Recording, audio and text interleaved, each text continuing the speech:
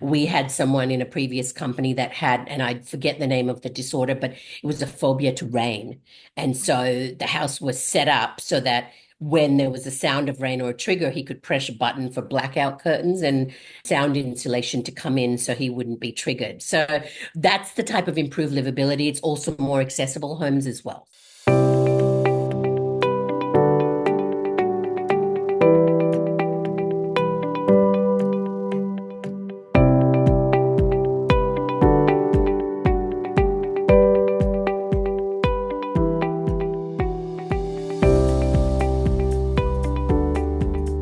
Hello and welcome to Forever Home for Our Kids with Disabilities. I'm Valerie, mum to two with disabilities, one visible, one invisible. I'm a life coach and an author. This space has been created to help you navigate the journey of creating a secure, sustainable forever home for your child. We'll chat with parents on this path, realtors, financial planners, and other experts who can make the process easier. Why am I so passionate about this? Because seeing my eldest thrive living independent of us was a gift I didn't always know I could give. I want you to have the opportunity to explore giving that gift to your child. Hello and welcome to today's episode of Forever Home for Our Kids with Disabilities. I'm your host, Valerie, mum to two with disabilities, one visible, one invisible. Today, I want to introduce you to our guest. It is Niti Prakash. She is a disability sector consultant and a lawyer, as well as a disability accommodation / independent living options specialist at Disability Housing Solutions. Niti recently took on the role of Head of Engagement and Growth at Disability Housing Solutions. So congratulations, Niti, on that.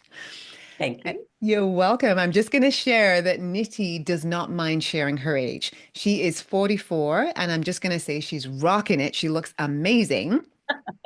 Niti's most important role, though, is a single parent to her 11-year-old daughter with multiple disabilities and challenges. Welcome, Niti. Thank you so much. I'm so excited to be here. And I'm excited to have you here. So, Niti, we're starting with a little bit about your special needs mom journey. Can you share with us? Well, I don't know. Most people would have heard of the Welcome to Holland story. I don't know if all the parents on here have, but that is my journey. I actually have a little miracle baby. My daughter Lara, she actually is through IVF, and I had a 1% chance of getting pregnant. And I was successful in the first round of IVF. So I do call her my little miracle child. But I will be the first to admit that when she was born, the first thing that I noticed is she has facial nerve palsy. And I'll be honest, as a mother, I didn't want a bar of it. I was like, well, where's my perfect child? And that was struggle street, that acceptance for me. And the PTSD and the grief was huge for me. And that's why I always refer to the Welcome to Holland story, because that's how I felt. So as a result, we had multiple challenges.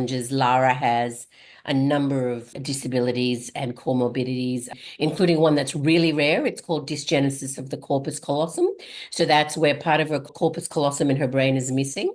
Now, I don't like drawing parallels, but basically it's a spectrum disorder. So just like I guess kids with ASD, there's a spectrum. It's the same with this. So Mhm. at the time, I didn't see the blessing, but Lara actually is blessed because her development, even though we have delays and we faced a lot of challenges, she's on the better end of the spectrum, even though I hate that word too, but how else do you say it? Kids with this disorder also can be born with, physical mobility challenges, wheelchair bound, cognition issues. And that's usually where another part of the brain is affected. So that's just her primary disability. She also has bilateral hearing loss, facial nerve palsy, sensory processing disorder, anxiety, and she was actually born with a left ear, kind of malformed ear. The term is a pinna. So we did do an ear reconstruction early on because her school journey has been tough. Unfortunately, that failed. So, there's a few complications with that. So it's been an epic journey. Her dad left the picture when she was 3. I'm And that was a massive challenge because she reacted pretty badly and she started to self-harm. So, there was a lot of urgent, I guess, seeing of the pediatrician and all of that. And that's where they said, look, we think that what's playing up here in terms of self-harm and her big behaviors are more linked to a neurological condition rather than an additional diagnosis of ASD.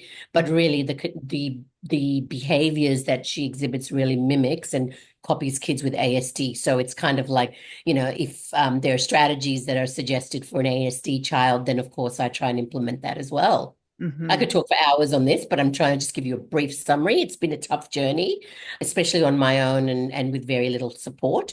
But I have great family. I don't know if anyone's heard that word. It's friends as family.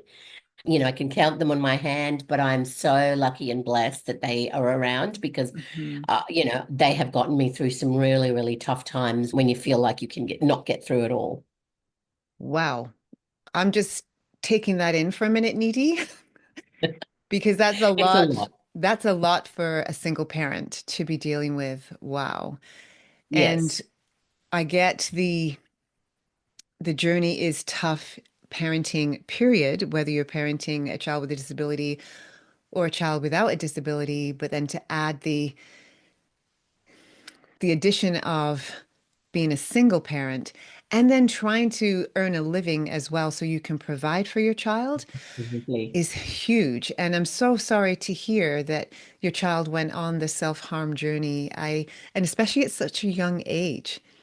Yes. She Wow. was 3, and I didn't get it. I mean, I had to use the strategies. I'm sure lots of parents will get this, where you are holding your child in like a bear hug, but your legs are crossed against their legs because otherwise they'll use their legs to cause harm. I will never, honestly, I don't think I'll ever get over that. Mhm. The behaviors are different. At 11 as compared to 3, but it's just all about that self-regulation. And her angst was so high. I've really never experienced anything like that. And I still remember those cries and screams. And, I'm sure every single parent, with these issues have felt it, and it will never leave their brain. I hear you. I hear you. Yeah. I had a situation with one of mine where they were banging their head against the wall. And I just thought to myself, I didn't know what to do because it was just sort of an out of the blue thing. So all I Yeah. did was sit with my child, put my hand behind their head. So it was my hand that was hitting the wall and just prayed and just waited it out. It took some time, but I can appreciate the fear. I can appreciate your fear with your child. I was fearful with my child. I didn't know where it was going to go.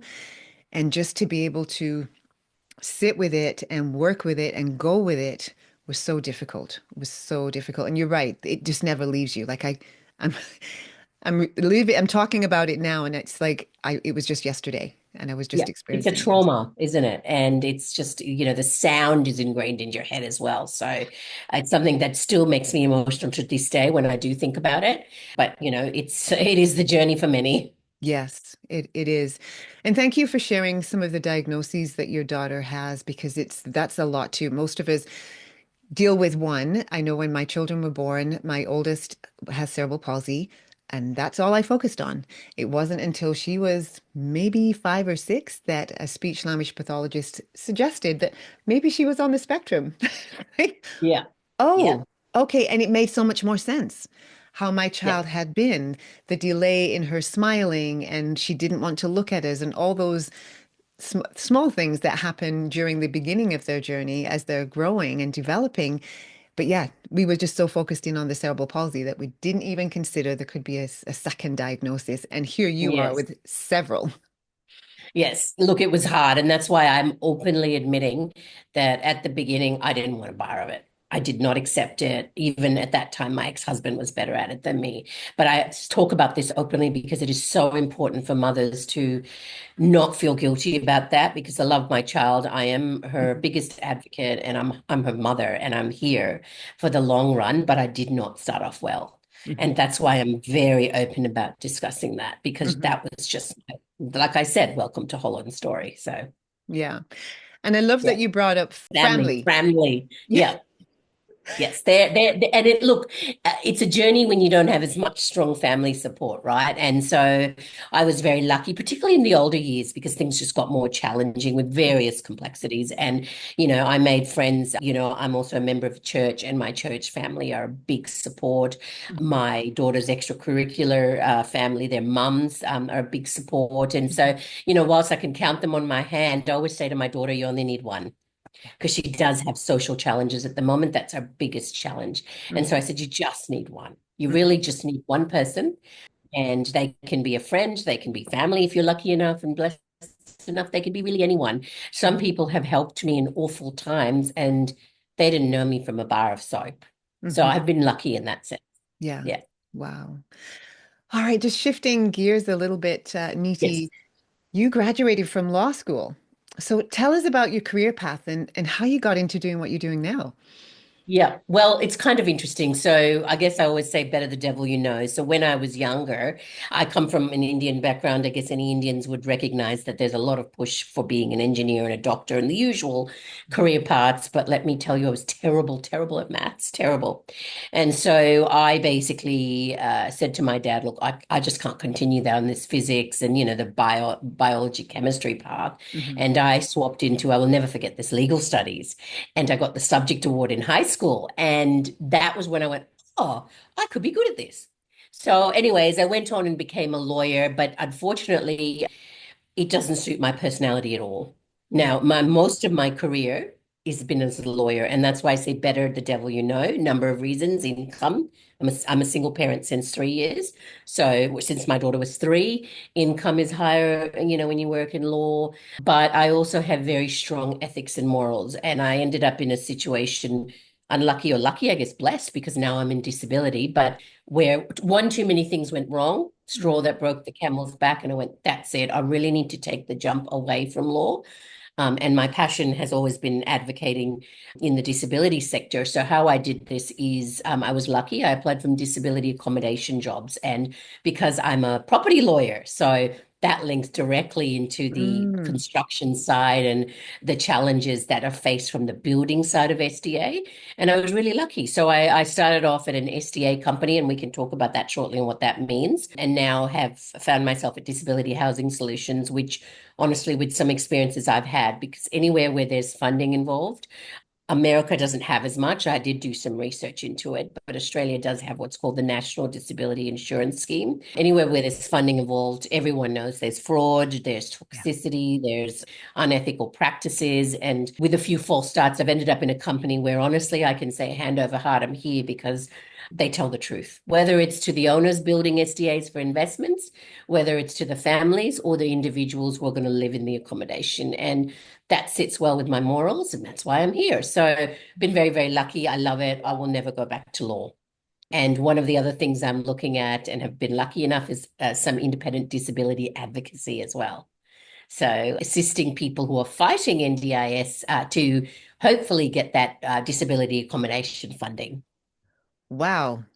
So Yeah. that's quite the journey, but I love how being a lawyer has dovetailed into what you're doing right now. So I just Yeah. feel like you were on the path to come to where you are right now. Exactly. Exactly. And that's why I always say, look, you can side, well, although at the time I didn't believe it, but clearly I'm proof that you can sidestep your career path and use the skills that you used in a particular job, whether it's lawyer or otherwise, and Hmm. apply those skills elsewhere. There's negatives and positives. I've had to learn to be honestly softer as a person too, because Hmm. disability sector needs that. And so, I've had to learn to work with that and improve upon that side of things as well, because law is definitely, no one would describe that as a softer kind of industry. Hmm. Hmm. Tell me about SDA. You use the acronym SDA. What does that Yeah. stand for? Yeah. So in Australia, it's called Specialist Disability Accommodation. So we're lucky in Australia to have a government scheme that's called National Disability Insurance Scheme. And one of the categories of funding that we call them participants, well, but that's really just the people who are qualified for the funding. So in Australia, if you say participant, that means that there's somebody who has NDIS funding. That's really the summary of it. So Specialist Disability Accommodation is a purpose-designed accommodation for those with complex disabilities. Now, that is both the physical disabilities as well as your psychosocial. And there are different categories of accommodation depending on the disability.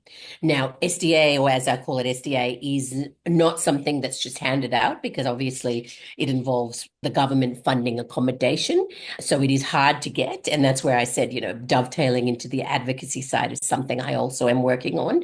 But if you meet the criteria and essentially willing to advocate, which is really important, I've had to do it for my own daughter's NDIS funding. Generally, you will succeed as long as you have grounds. So Hmm. they say about 6 to 10% of NDIS participants in Australia will qualify for that.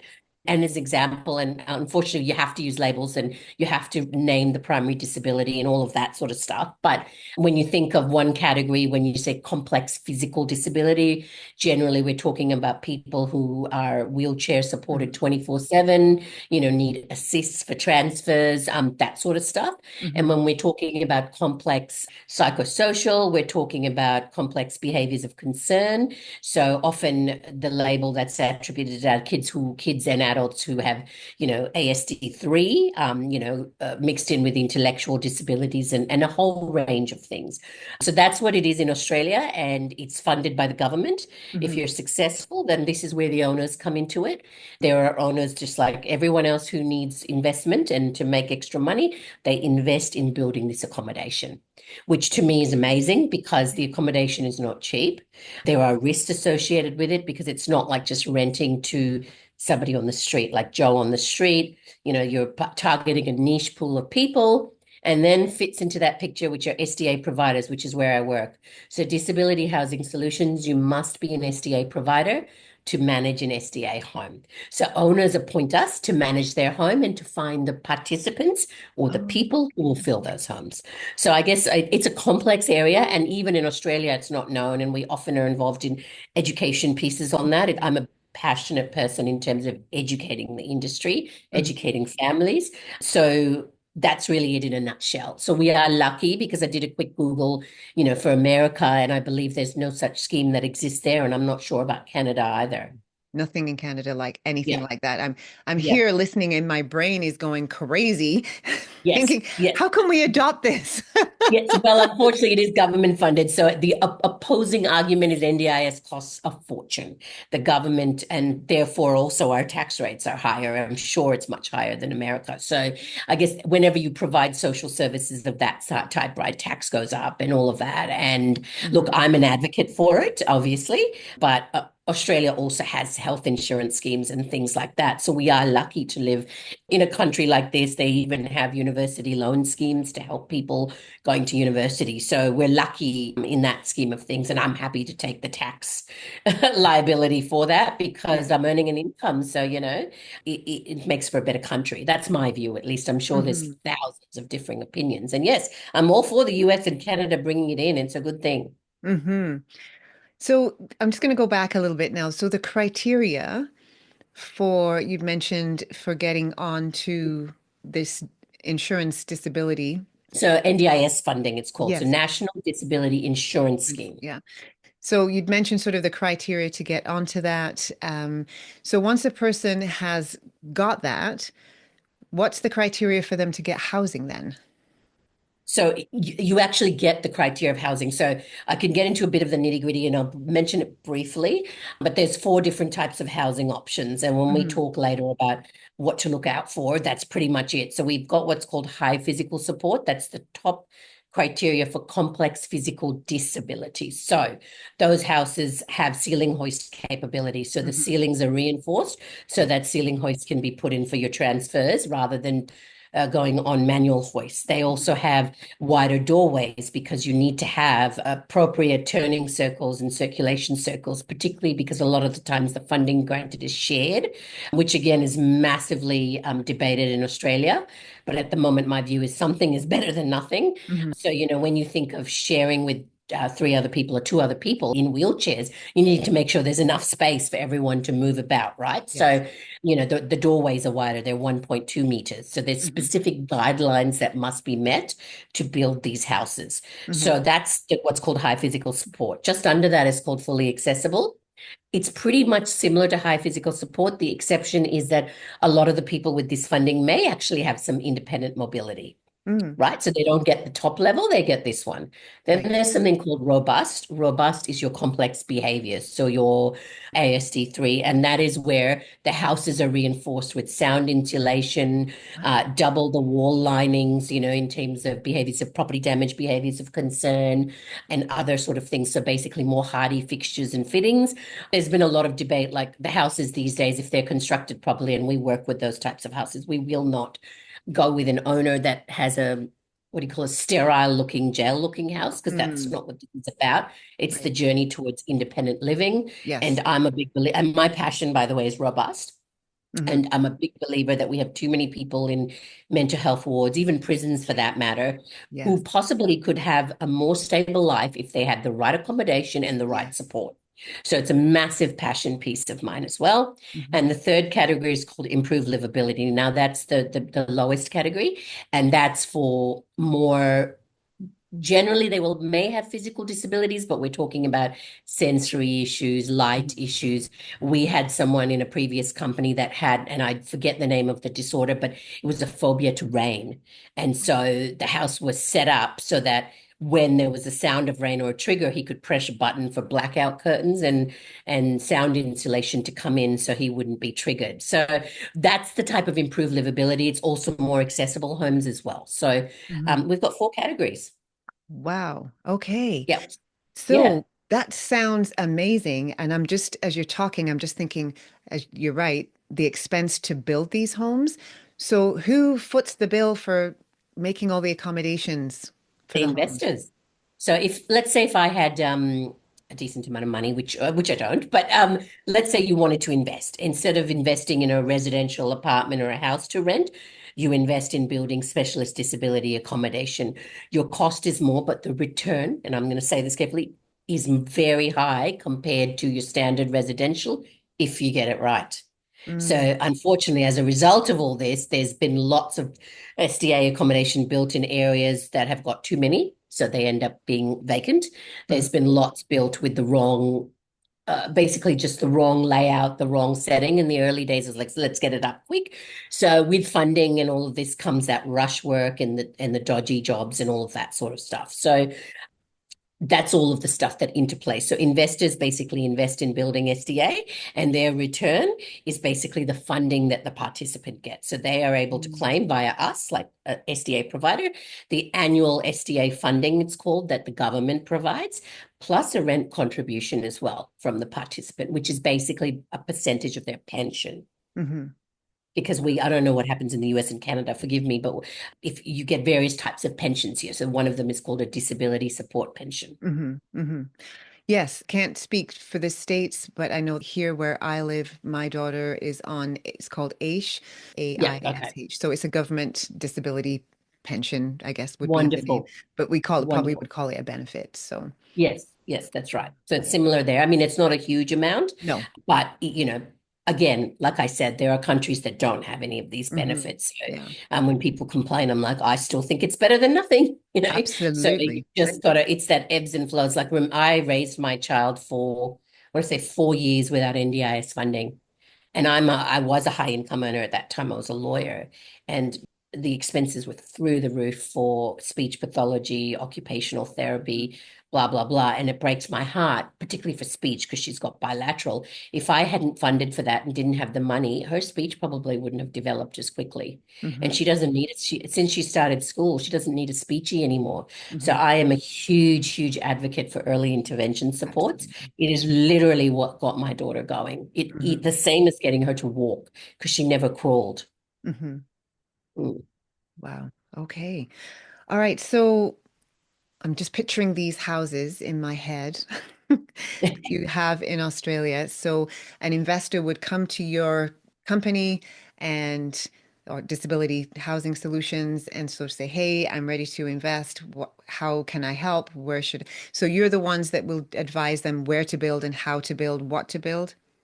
No, so we don't get involved on the building site, but there Okay. are huge range of builders that actually specialize in SDA accommodation. So we've got, let's say, an investor, and this is a common conversation we have. Someone says, look, I want to build SDA accommodation. We can set up an initial chat where we talk about, okay, where do you want to build? Do you understand how it works? Do you understand the risk? And then we can connect them, if they wish, to various builders who actually build it. Mhm. But see, the honest truth is generally when people want to build SDA, they're going through a finance broker, right? And the brokers obviously know who the builders are and stuff, and they'll refer them to the builder Okay. or someone who packages up I don't know what the word is in America and Canada, but packages up the deal, as you call it, the land, the building, and then right till the end of certification. But we can always recommend builders, but we are not involved as a party to any of the building. Mhm. We take over once it's built Mhm. and they appoint us as the SDA provider because our job is to, because there's a lot of compliance things that need to be met. Obviously, it's government funding. So the government specifies that you must be an SDA provider Mhm. to manage an SDA home unless you're going to self-manage. And that's a total different side of things as well. And that's where families are building with SDA funding their own SDA homes. Oh, neat. Yeah, you can self-fund it. So government gives you the funding, and then obviously you go and get the loan and you build your SDA accommodation for your son, daughter, whoever you're building it for. And obviously you're only getting the funding per year, right? But that's your return. So you just take the funding per year or whenever you claim it, and that puts money back into your mortgage, I guess is the best way to put it. Hmm. So they allow the self-provision of SDA as well. Amazing. So we're even looking at options. So I'm all about thinking outside the box, and Mhm. I could talk for hours on that. But even options like we have a lot more modular homes because they're quicker builds, Mm. and so whether it's possible to build modular off-site, and for families who have extra land, can we then move that little modular build to the back of their house, like a granny fat model, right? From the SDA funding side. So you know what? Children who are become adults, they have independent living, but they've got a supportive family near them. So look, these are all things that people are canvassing, including at Disability Housing Solutions, and it's just about making the model work and Mhm. working out, okay, what do people need? What are people looking for? Mhm. So you have a wait list of people looking for And day homes? yes, depends on the area. So, as a good example, there's an area in Queensland. I'm in Brisbane, Queensland, called Gold Coast. So, that's where all the beaches are. There's a large amount of demand there. Yeah. So, we are trying very hard to get builders and other people to build there. But I get the chat. See, I get both ends. It is expensive. Hmm. Land in the Gold Coast is through the roof, and SDA build is more expensive. So, people get angry when you talk about the finance side of things, but we have to understand that investments have to work as well. So I get both sides, right? And so it's a challenge to bring SDA into demand's area. So another coast is the Sunshine Coast. There are zero robust SDA builds there. So I've connected with, because I told you it's my passion, the Hmm. hospitals and local developers and builders to give them the demand data that our company has produced to say, look, there's no one building there. Can you make your figures work and get some robust there? Hmm. Let's work with the hospitals to get, I guess, a pipeline of people ready for discharge so that they're not stuck in hospital forever or for ages. And Hmm. so these are the new things that I'm really passionate about and I want to work on getting occurring in Australia, and especially in those demand areas, because Hmm. then we have the opposite problem. There are certain areas where there's just too many SDAs and not enough people needing it Hmm. or wanting to live there. Right. So do you cover all of Australia? We do. We're national providers. Wow. So majority of our builds are in Queensland, but we are expanding as well. And so we've always been national. But and this is why I like this company, we don't just go yes, yes, yes to every investor. We look at the data, we look at the demand, we look at the build style and the floor plan and discuss, okay, what's the point of taking you on if we don't have the resources to find tenants for you or participants, or you really have built in a terrible area and we don't want to take on too many in that area because we're taking your money but not able to fill your home. So we're really, really careful on that assessment, and Hmm. that's why the expansion has been slower rather than quicker. Hmm. Okay. So then you find tenants for these SDA homes, and so Correct. you do the matching just to make sure that Correct. the Absolutely. You got it right. So one of the frustrations I personally have is obviously NDIS are funding SDA on a shared ratio. So they want people to share. Now, I get it. Again, I am a lawyer. I can play devil's advocate any day. Obviously, they can't afford to fund sole occupancy everywhere because the scheme already costs billions and billions of dollars, right? And it's huge debt. And so they're saying, hey, adults, particularly adults and children is a separate topic right now. Hey, adults, we need you to share. At the moment, they seem to just come out with share with you and two other people. Hmm. And so usually what happens, unless they already know people, is you move one person in and then you get their profile de-identified because we have privacy, and basically Joe loves fishing, blah blah blah blah, and then you connect with the people in the disability sector saying, this person is looking for a tenant, this is their profile, this is the description, this is what they love. Do you have anyone that would be a good fit for them, a good match for them? Because that's the Hmm. other thing I like about where I work, which is just for the sake of the money, we don't move people in together. So we would rather say no, and our owners are educated to know that there is no point you moving mismatched people in because all that does is increase your risk of problems, Hmm. property damage. If they have an argument, I mean, wheelchairs can cause damage to property unintentionally. And so we're very, very good at that side of things as well, where we're careful about that co-tenant matching as well. Hmm. Yeah. Sounds similar to our situation with our oldest. So we Okay. had, well, we still have it. We have a house in one area of Calgary. We live in Calgary, Alberta. So we have a house in which was our family home, and we left our oldest child there because it was wheelchair accessible. And my husband and I and our youngest child moved. And so we Yes. worked with an agency that provide the care, 24-hour Support. care for our Yeah. children. They also did the matching. So that was their role, was to Yes. get the staff, get them orientated, get them trained, the ones that needed it. Because two of the young ladies are G-tube fed, wheelchair bound, Yes. using communication Yes. devices. And yeah, so they were the ones that helped do the matching as well. So similar Yes. sort of thing, not putting people in there if it's not going to be a good match. And So, we've got two layers, right? So we are the accommodation providers. So when I just describe it, we do bricks and mortar, the structure. mhm, We don't provide the support. So you just mentioned, right, to our tube fed, etc. mhm, So the support is provided by other disability sector organizations, and we call them supported independent living providers or support providers.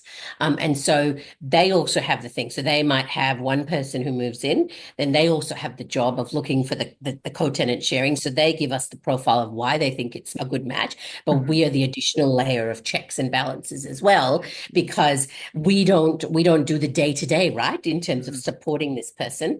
They would be more familiar, but we still have an overlay and compliance obligation to make sure that whoever these support providers have said, oh, they'll be a good match, is that true? And so example of a precondition is you must always have meet and greet, Yeah. right?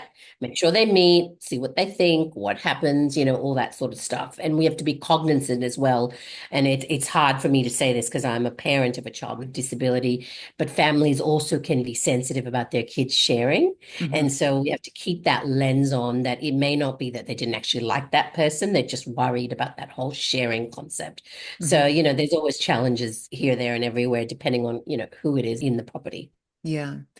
We're fortunate with our property that each of the young ladies has their own bathroom. Yes. So that's Same been, here.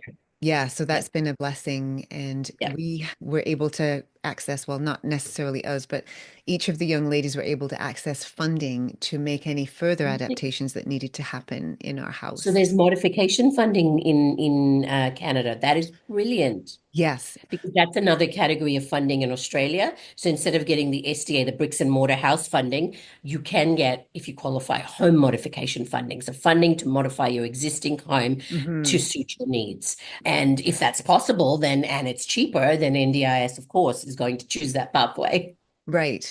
Yeah, Yeah. and for us, we're in Alberta, so this is I don't think it's for every province, but for Alberta we have that opportunity. And That so is wonderful. yeah, one of the ladies had a bathroom renovation because they're in a wheelchair and use a Yeah. commode for showers. So they took out the bathtub and they redid everything and just made it a roll-in shower.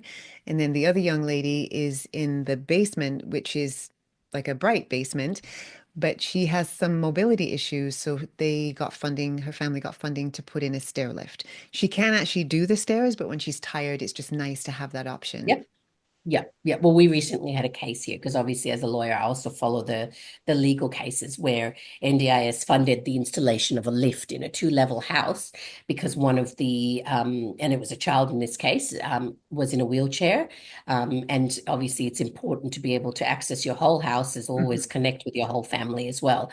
So that was a good positive decision. We've got challenges here with NDIS being inconsistent, and so the message I always get is fight for it, because if you've got a right for it, don't give up. But it's Yeah, painful. I did my own daughter's tribunal matter. So it is exhausting. And I'm a lawyer. I should know better, but it damn near drained me. So mhm. what chance does someone else have who doesn't have the background? Right, Yeah. exactly.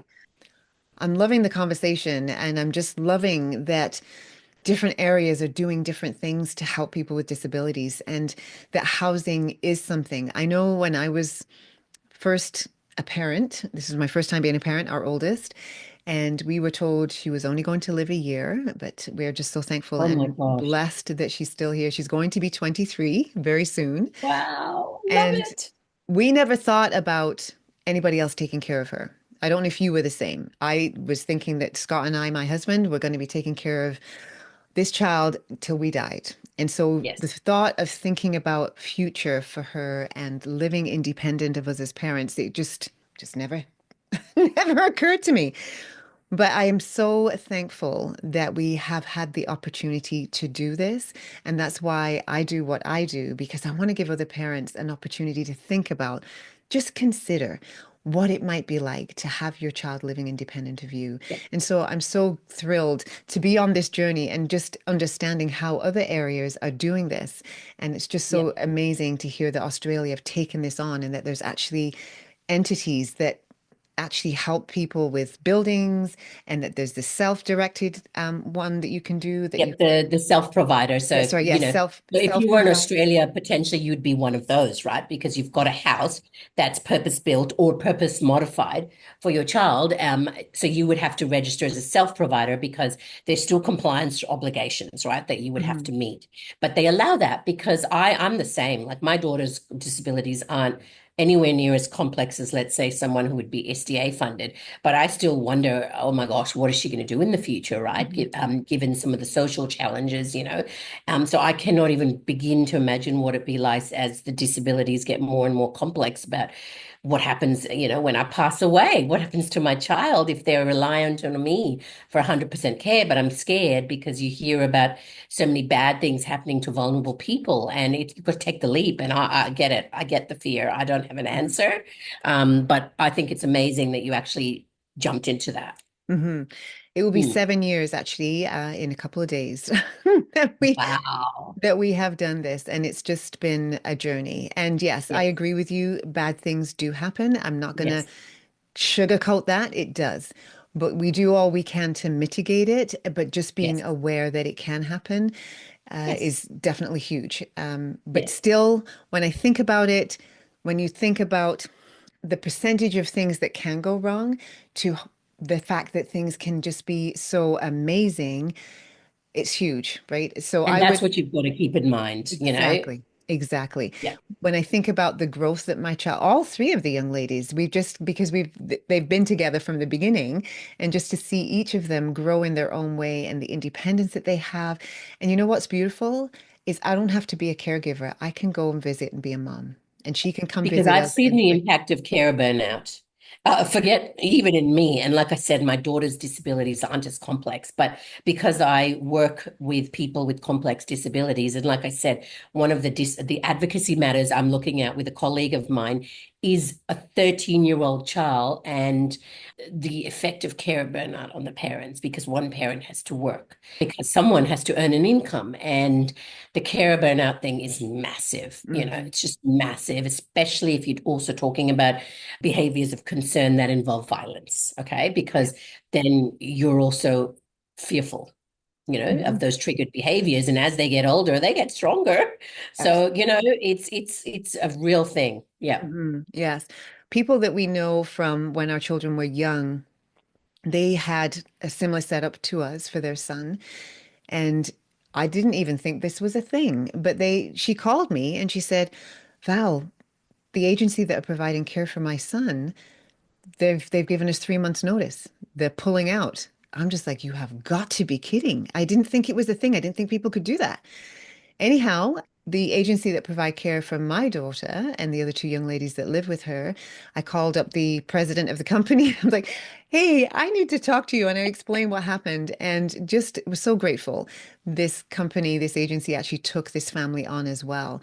But Yes. it was I'm wondering if part of it was because of behavior, because this child does have behaviors. This child was doing damage to the home. The parents owned the home. Yes. That's why they Yeah. bought a home because they knew that this was a possibility. But I'm just so thankful and grateful that the agency that work with our family have been able to take on and help this other family through. I'm assuming can only have been an extremely trying time trying to Oh, figure look, out what was going to I happen. think support workers, particularly, not that I should distinguish, but particularly dealing with the complex behavior side, should get paid a ton of money. Absolutely. Because even though the robust houses are designed, so as an example, for a robust house, they don't have any corner ends. You can Hmm. always escape because, and we always have, at least when we are involved in the picture, we make sure that from the carer's room, there is an extra exit door. So we will never have a place. So the kitchens will never have a corner that the support worker can then be trapped in. It'll be a round thing. So they can run around and there's like usually a bench top in between with Hmm. rounded edges. So it's all about predicting all of that and trying to make the accommodation as suitable as possible, both for the participant, but also for the carers, because Hmm. they are the ones, particularly with behaviors. Look, honestly, it's scary. Hmm. I read reports all the time because of what I do, where you've got carers being chased by a knife because a participant has been triggered. So, it's tough. Hmm. Absolutely. Okay, Nitty, where can our audience go to find out a little bit more about you? And feel free to share about the company that you work for. How can they find your Look, company? guys, if you want to know more about me, I'm on LinkedIn. So look up my name. I'm sure the spelling will be told to you guys on this post on LinkedIn. I do post regularly there about cases, strategies for housing construction. Whilst all the government funding wouldn't apply to you guys, at least the housing construction side of things, maybe I can help you. You're welcome to reach out through me there. The other thing, Disability Housing Solutions is an SDA provider. So please go to the website and you can even get an idea, guys, of what those houses look like because we have videos as well as photos. So you can see when we say, fully accessible, what they're designed like. Like just today, there's a post on there about one of our high physical support homes in Redland Bay, and it's a video. So go and have a look because then you can get an idea if you're thinking about this journey where you are. Oh, okay, this is what we need to look for. Mhm. Robust is a little bit different, like I said, because you've got to change the way you think. And I'm happy to provide guidance on that because we manage robust properties as well, and they're in demand in Australia. So, Mhm. look, reach out to me, reach out to my company, go and have a look at our videos. That's what we're here for, spreading education, no matter which part of the world. Thank you so much, Nidhi. So before we conclude our conversation, I'd love to hear some words of encouragement from you to parents who are raising children with disabilities. What message would you like to share with them to offer some hope and inspiration? Guys, it's exhausting. That's not hope and inspiration, but it is what it is. But you are your child's strongest advocate and you can do it. So if you're having a bad day, and I have many, I currently had one yesterday, you just have to remind yourself, I'm going to get through this, and my child needs me to get them through this. And forgive yourself. I still struggle, by the way, with Mhm. that. Every single day, I feel guilty about something, but try hard to forgive yourself because you didn't do anything wrong. What you're doing is supporting a child that has complex needs, and that is not easy because there is no Bible or book, even for a neurotypical kid, let alone for one that's living a different journey. So Mhm. that's my message. I have no answers, but I can just say, hold on, there's a heap of us out there going through this journey. Yes, yes. And community is huge. And just know that you're not doing this alone. I know everybody has heard this a million times, but it's true. You're not on your own. Yeah, All right. yeah. So, Niti, thank you so much for being here That with was us. fantastic. All right, audience, I want you to keep building your child's future. Remember to live with intention, embrace the journey. Thanks for joining me today on Forever Home for our kids with disabilities. I hope today's episode gave you something new to think about and it increased your confidence on your journey. If you found this episode helpful, do tell others about it. Use the text feature to let me know your questions. Tell me what you want to know. Until next time, take care and keep building your child's future.